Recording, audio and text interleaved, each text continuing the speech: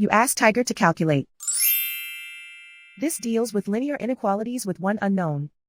The final result is x smaller than 10. Let's solve it step by step. Swap sides.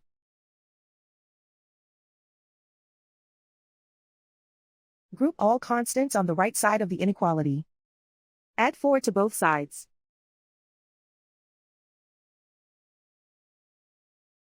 Group like terms.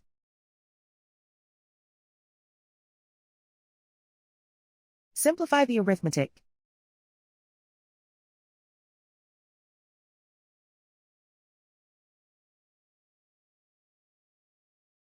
Isolate the x.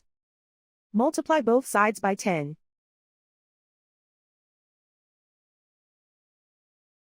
Group like terms.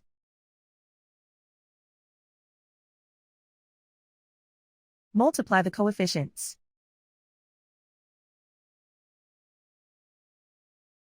Simplify the fraction.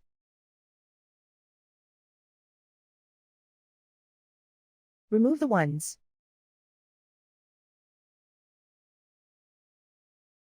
Plot the solution on a coordinate grid.